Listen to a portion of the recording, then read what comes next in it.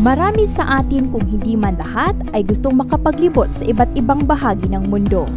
Maranasan ang iba't ibang kultura, masilayan kahit saglit lang ang mga lugar na pinagmamalaki ng bawat bansa. Pero awat muna sa pagtanaw sa malayo. Bago natin simulang pangaraping lakbayin ang mundo, simulan muna natin kilalanin ang mga lugar na malapit sa atin. Samahan niyo ako sa aking paglalakwat sa linggo-linggo. Sabay tayong matuto, mamangha, kilalanin at mahalin ang kanlurang bahagi ng Mindanao, Zamboanga Peninsula.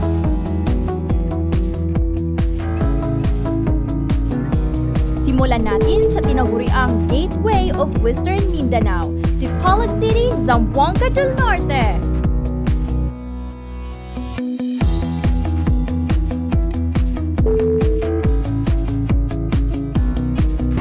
Unang destinasyon, Dipolog City Boulevard. Kapag nagawi ka dito sa Zamboanga del Norte,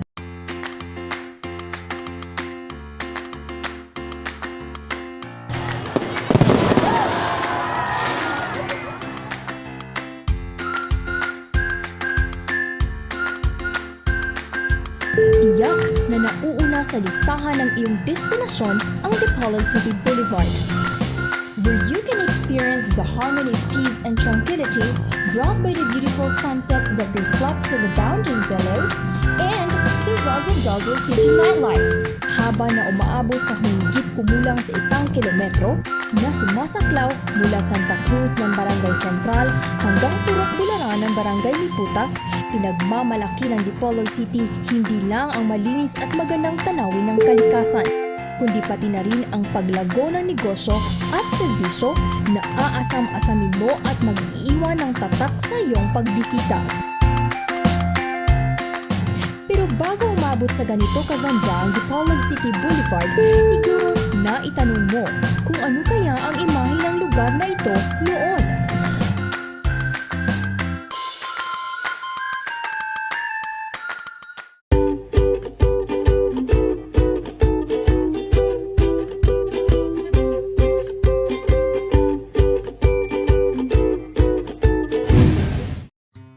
That beautiful view from head to toe with a totally unique package of services like Reband with Foot Spa, Reband with Nail Art, Reband with Manicure and Pedicure. Have them done at head to toe. Or if you're into hair perming, haircut, hair color, hair cellophane, Simmer Reband, hand and foot spa, and more. Just rely on the expertise of head to toe. Fronting the City Health Office, Bonifacio Street, Dipolog City.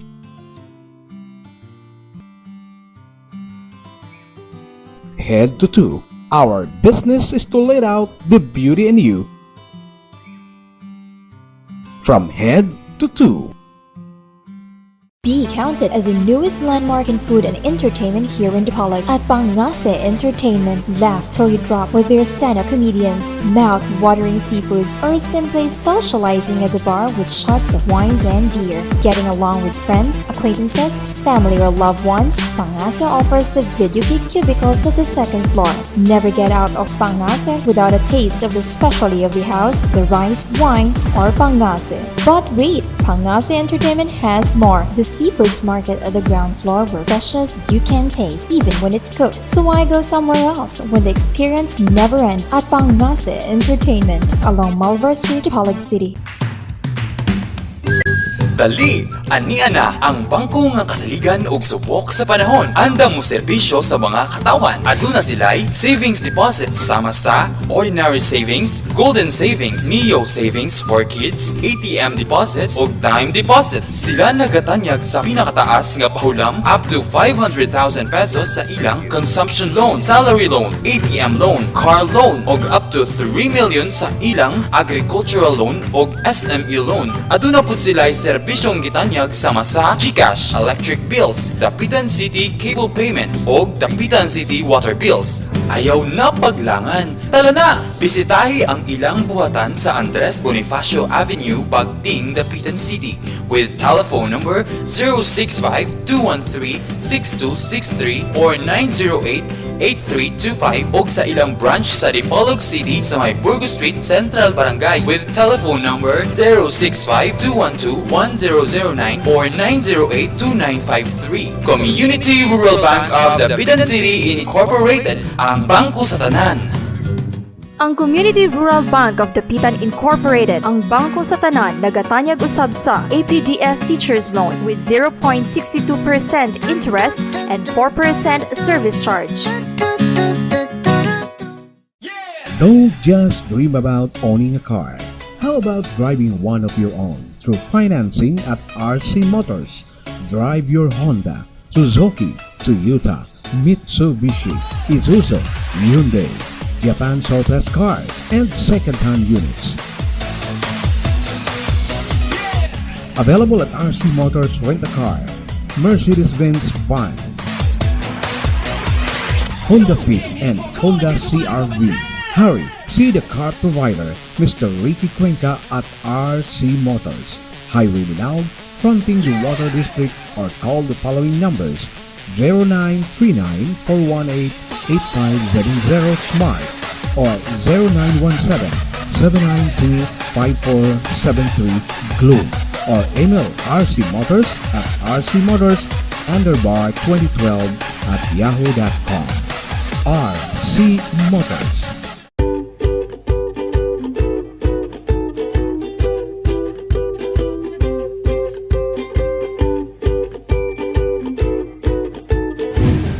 Mula noong magplano ang lokal na pamahalaan ng Dipolog taong 1999 para sa construction of seawall and foreshore development o mas kilala na Dipolog Boulevard ngayon hanggang sa may batupad at simula noong taong 2003, malaki na ang pinagbago ng lugar na ito. Naging sentro na nga ng social enterprise ang Dipolog Boulevard. Ang lugar kung saan naging makahulugan ang oras ng pamilya para mag-bonding, barkadahan at sa pag-aliw ng mga dayo. Ibang-iba na ito sa lugar kung saan napapalibutan ng mga informal settlers at dagat na puno ng mga naglilitawang basura. Ang pagdami ng mga informal settlers noon na hindi sumusunod sa tamang sanitasyon ng kanilang dumi at basura ang naging malaking problema sa kalusugan ng tao at ng kalikasan. Marami sa mga naninirahan dito noon ay walang mga sariling palikuran at hindi tama ang pagtatapon ng basura. Hanggang sa kalaunan ay tinagurian ito na longest toilet in the city. Mapanganib rin para sa mga taga rito ang storm surge sa panahon ng bagyo. Mababa ang kalidad ng kalusugan at naging breeding hub sa kriminalidad at problema ng lipunan.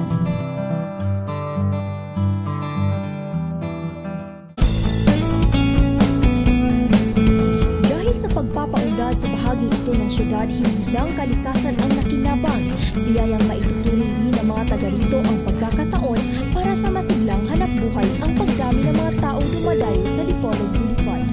Samantala, ang mga dating naninirahan dito ay na-relocate sa mas ligtas, mas malinis at namumuhay ng matiwasay sa Santa Cruz Village. Resettlement site kung saan nagkakaroon din ng mga skills training program at capacity building para sa mga resettlers.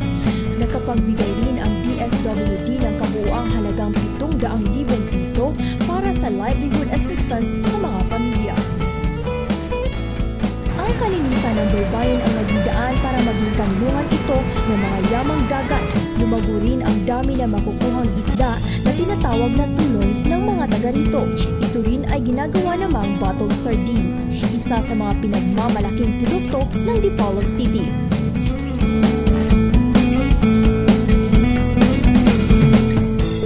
Mula balot,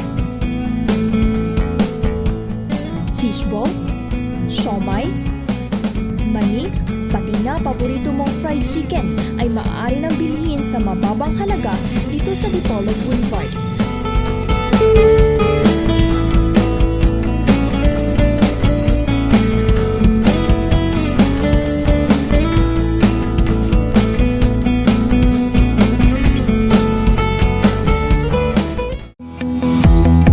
Matatakam ka rin sa amoy na dulot ng barbecue na matatagpuan na nakahilera sa timog commercial building kung saan naroroon ang mga restaurant, bar, fitness gym, at souvenir store para sa mas kawili-wili at di malilimutan na pagbisita. Dito rin idinaraos ang taunang Pagsalabok Festival at mga sports activities at iba pang malalaking pagdiriwang na inorganisa ng lokal na pamahalaan at iba pang sektor.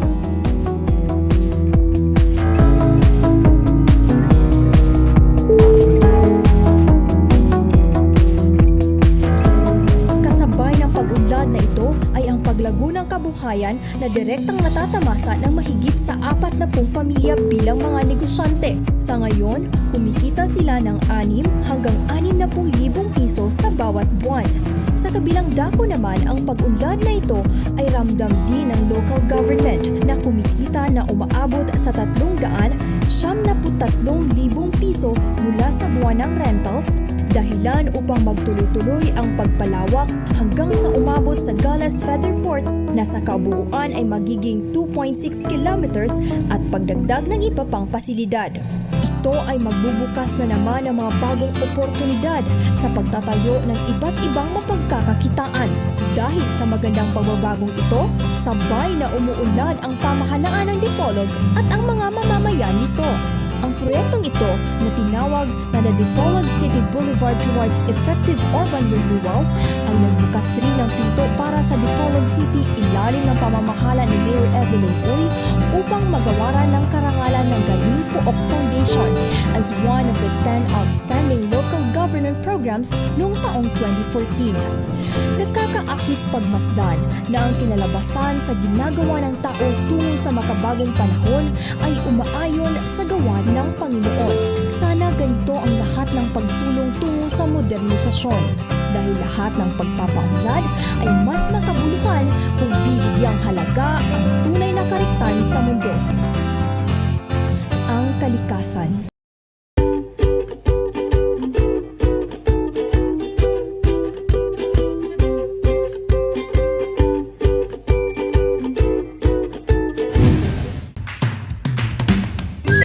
Dali, ania na ang bangko nga kasaligan og subok sa panahon. Andam mo serbisyo sa mga katawan. Aduna sila'y savings deposits sama sa ordinary savings, golden savings, Neo savings for kids, ATM deposits ug time deposits. Sila nagatanyag sa pinakataas nga pahulam up to 500,000 pesos sa ilang consumption loan, salary loan, ATM loan, car loan ug up to 3 million sa ilang agricultural loan ug SME loan. Aduna pud sila'y serbisyong gitanyag sama sa GCash, electric bills, Dapitan City cable payments o Dapitan City water bills. Ayaw na paglangan. Tala na! Bisitahi ang ilang buhatan sa Andres Bonifacio Avenue, Bagting, Dapitan City with telephone number 065-213-6263 or 908-8325 o sa ilang branch sa Dipolog City sa may Burgos Street, Central Barangay with telephone number 065-212-1009 or 908-2953. Community Rural Bank of Dapitan City Incorporated, ang bangko sa tanan. Ang Community Rural Bank of Dapitan Incorporated, ang bangko sa tanan, nagatanyag usab sa APDS Teachers Loan with 0.62% interest and 4% service charge.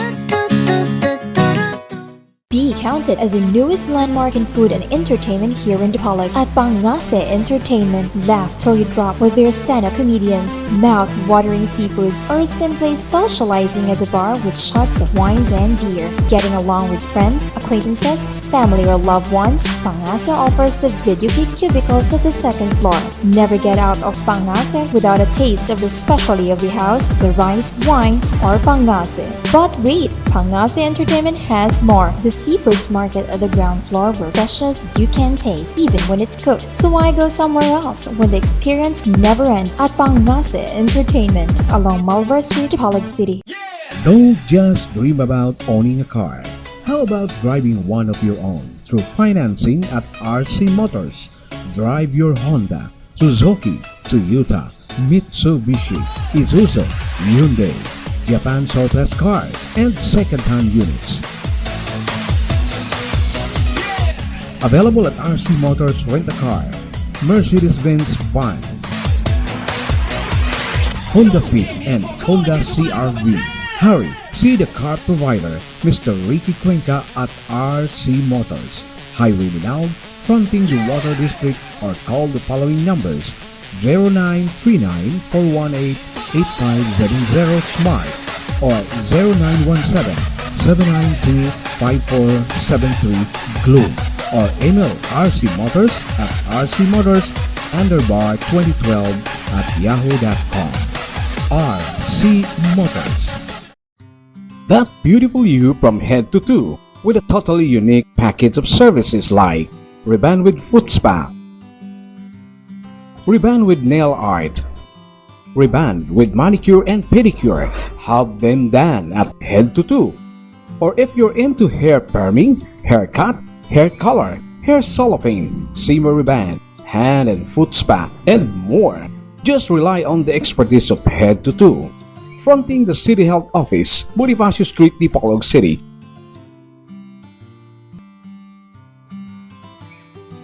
Head to Toe. Our business is to let out the beauty in you. From head to toe.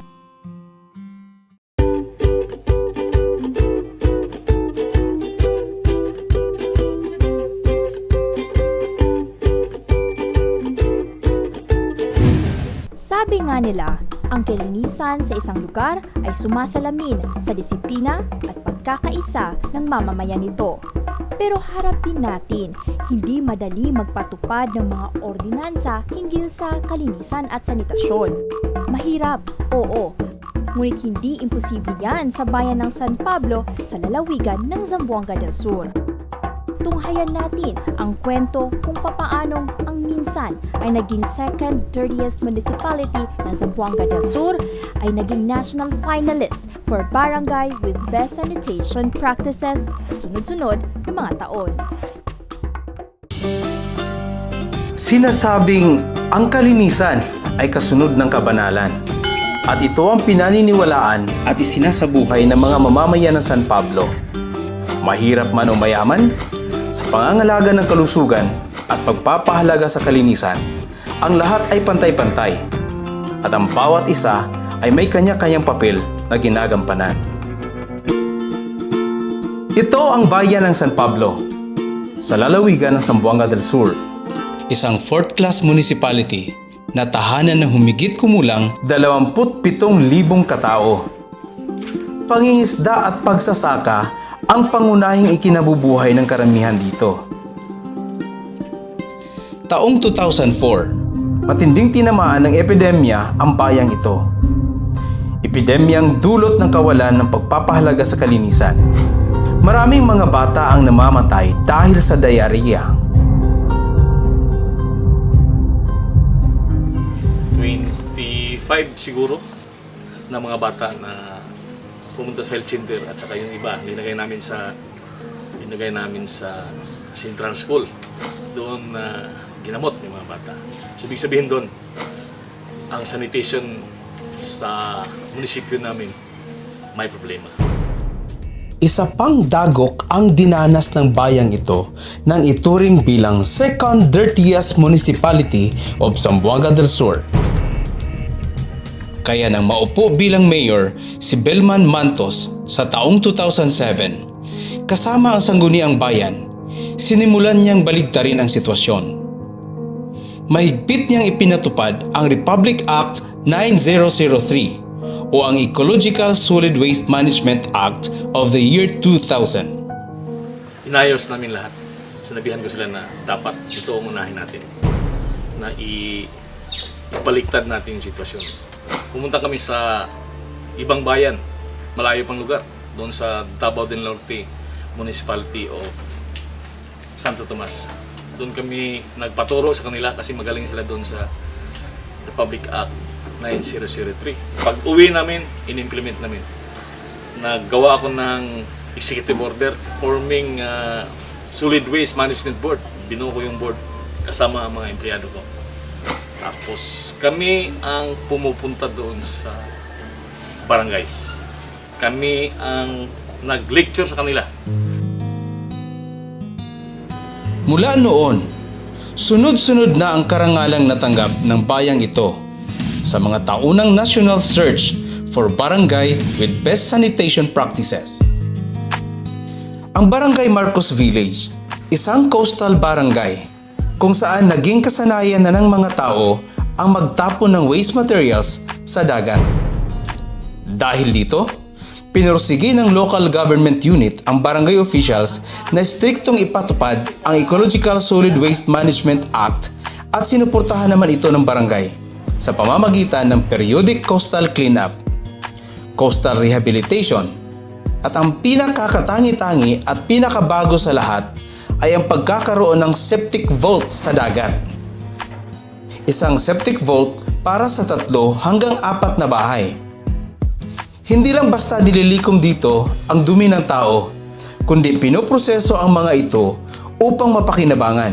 4 to na chamber, isang digestive chamber, isang leaching chamber at saka 2 filtering chamber. Muling itinanghal ang Barangay Marcos Village bilang Best Barangay in Sanitation Practices sa provincial at regional level. San Pablo, Zamboanga! Led by Mayor Delman Marco. At kung noon, isang barangay lang ang pumapasok bilang finalist, sa taong 2012, 2 barangay na ang nakapasok bilang national finalist. Ang Barangay Poblasyon, itinanghal din bilang pangalawang finalist sa taong ito. Kung dati mahirap ang pagpapatupad ng programang pangkalinisan dito, ngayon mistulang napapaamo ang lahat ng kanyang mga nasasakupan. Usong-uso na rin dito ang bayanihan sa ngalan ng kalinisan at kapatiran. Dito unang binuo ang barangay sanitary workers na siyang nagmomonitor upang masiguro ang sustainability ng implementasyon ng programang ito. Bukod pa sa barangay health worker, mayroon pa yung barangay sanitary worker, sila nakatutok doon sa mga bahay-bahay. Ang buwanang honoraria na natatanggap ng mga sanitary workers ay nanggagaling sa ira ng barangay. Kapansin-pansin ang pagbabago at panunumbalik ng katiwasayan at kalinisan sa Barangay Poblasyon at Marcos Village at sa buong bayan ng San Pablo, Zamboanga del Sur. May sapat na supply ng malinis na tubig, malinis na pantalan, at turismong naghihintay ng kalinangan.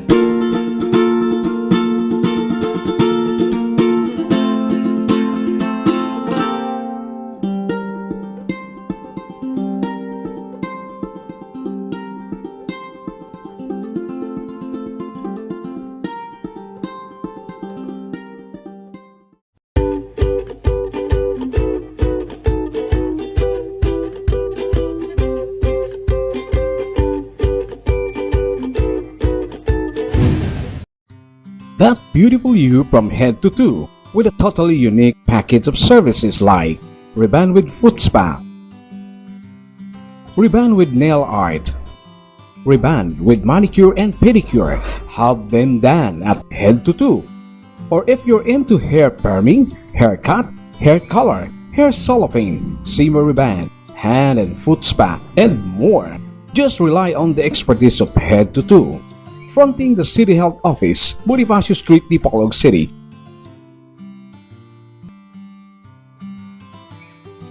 Head to toe. Our business is to let out the beauty in you. From head to toe. Don't just dream about owning a car. How about driving one of your own through financing at RC Motors?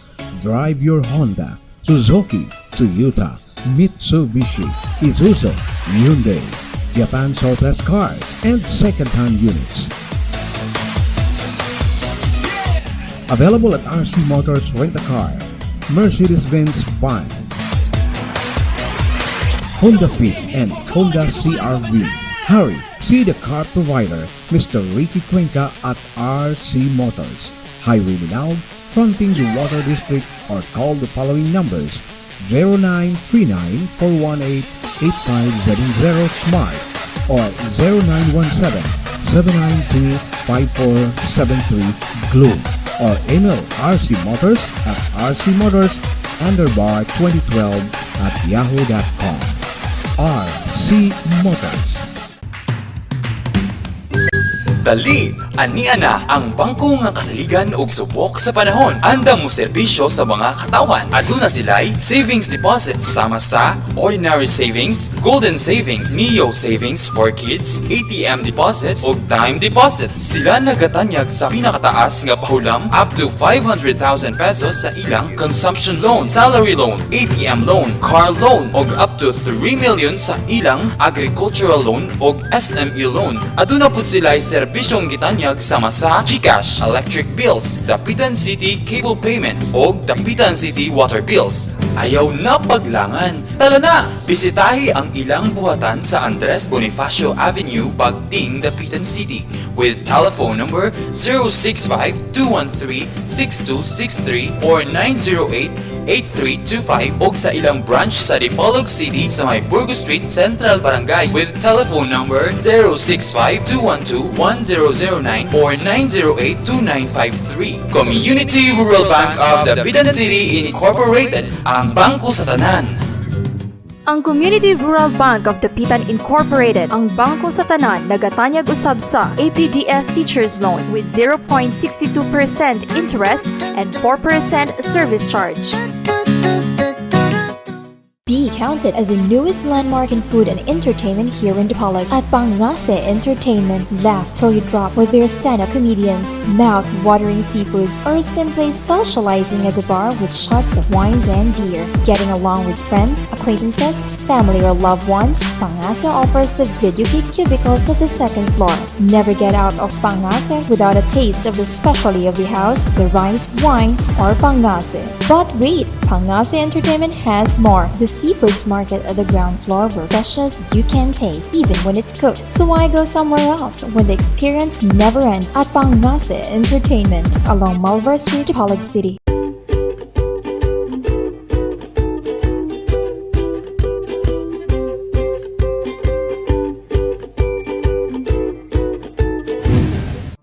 Ayon nga sa isang kasabihan, lahat ng mabigat ay gumagaan kung nagtutulungan. Gaya na lang ng isang bayan o bansa, makakamtan ang mithiin kung nagkakaisa sa isang layunin. Sa bayan pa rin ng San Pablo, bisitahin natin ang Barangay Tandubuay. Ating tunghayan ang makabagong bayanihan. Kung saan may pagkakaisa, may pagkakaunawaan. Kung saan may pagtutulungan, may patutunguhan. At kung saan may kalinisan, may kaginhawaan. Ito ang bayan ng San Pablo sa lalawigan ng Zamboanga del Sur, isang fourth-class municipality na tahanan ng humigit kumulang sa 27,700 katao. 70% nito ay Kristiyano, 5% ay Muslim at 1% ay lumad na subanan. May 4,617 kabahayan ang bayang ito na napapaligiran ng mga bayan ng Gipos sa Kanluran, bayan ng Dinas sa Timog Kanluran, lungsod ng Pagadian sa Hilaga at Iliana Bay sa bandang Silangan. Naging ganap na bayan noong 7 ng Setyembre ng taong 1957. May kabuuang sukat na humigit kumulang sa 15,000 ektarya na binubuo ng 28 barangay. Pangingisda at pagsasaka ang karaniwang ikinabubuhay ng karamihan dito.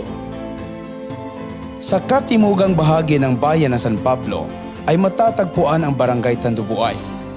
Ito ay napapaligiran ng mga barangay ng Marcos Village at Poblasyon sa Hilaga, Barangay Miasin sa Kanluran at Barangay Buton sa Timog. Nagsimula ang pangalan ng barangay sa wikang Maguindanao na Tando, na isang pangalan ng Ratan Trader, at ang Buay na ang ibig sabihin ay Ratan. Ang barangay ng Tandubuay ay may 1,477 katao. May kabuuang sukat na 185 ektarya at may 277 kabahayan. 98% nito ay Kristiyano, 1% ay Muslim na Maguindanaon at ang natitirang 1% ay galing sa ibang rehiyon at relihiyon.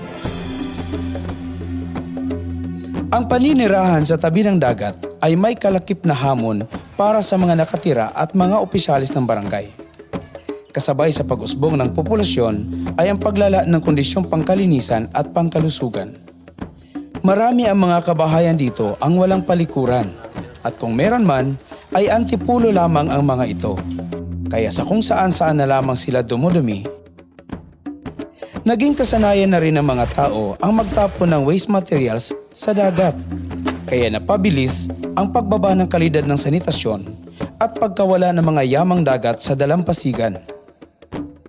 May mga kabahayan din sa tabing dagat na nag-aalaga ng baboy at kung ano-ano pang hayop na kung saan ang dumi ng mga ito ay direktang itinapon at pinapaanod sa tubig dagat. May mga nagbibenta rin ng pagkain at mga tindahang walang sanitary permits at health certificates. Kaya dumarami ang kaso ng gastroenteritis o diarrhea, UTI at iba pa. Kakaunti lamang ang gumagawa ng gulayan sa kanilang bakuran. Kaya dumarami rin ang kaso ng malnutrisyon, lalong-lalo na sa mga kabataan. Iilan lamang sa mga kabahayan dito ang may akses sa malinis at ligtas na tubig. Ang iba ay napilitang uminom na lamang ng tubig na galing sa pinakamalapit na balon at iba pang doubtful sources. Taong 2011, isang residente rito na nagngangalang Alan Senyo, isang dating sundalo, ang namatayan ng ama dahil sa diarrhea. Ito ang pangyayaring naging mitsa upang magkaroon ng pagbabago sa kondisyon ng kalinisan. Oktubre ng taong 2013 nang nahalal si Alan bilang punong barangay ng Tandubuay. Tahasan niyang idineklara ang gyera laban sa basura. Ginagawa namin ito hindi dahil sa kompetisyon. Ginagawa namin ito dahil ito lang ang nakita naming paraan na mabago at hindi na magkasakit ang mga tao dito sa barangay. Kasi mahirap magkasakit ngayon.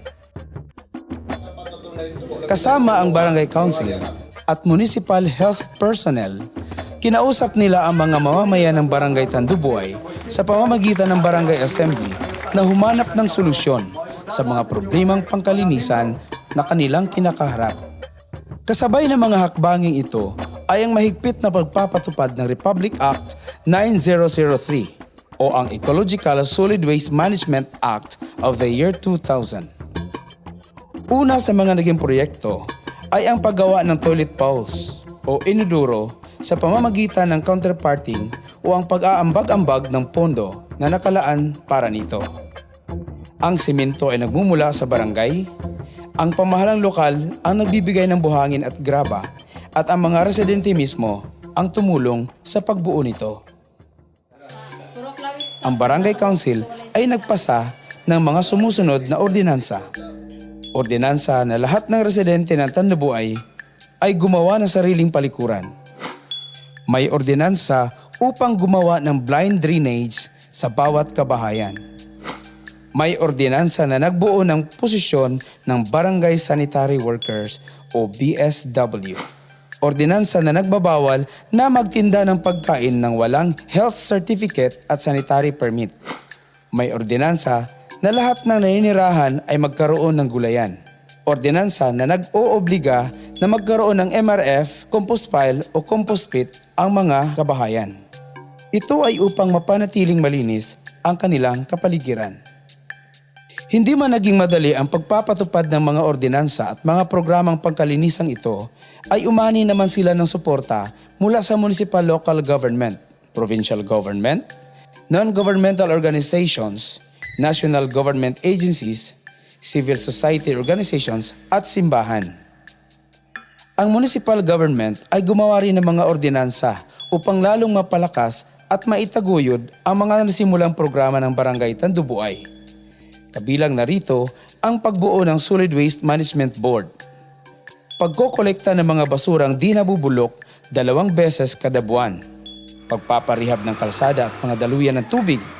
Coastal rehabilitation, regular water analysis at ang taunang search for best barangay in the implementation of Republic Act 9003. dahil ang health and sanitation ay pinakauna naming agenda sa buong bayan, kaya todo suporta kami sa mga programa tungo sa kalinisan sa mga barangays. Kaya pinakikilos namin ang lahat ng mga stakeholders upang ma-sustain ang programa ng kalinisan.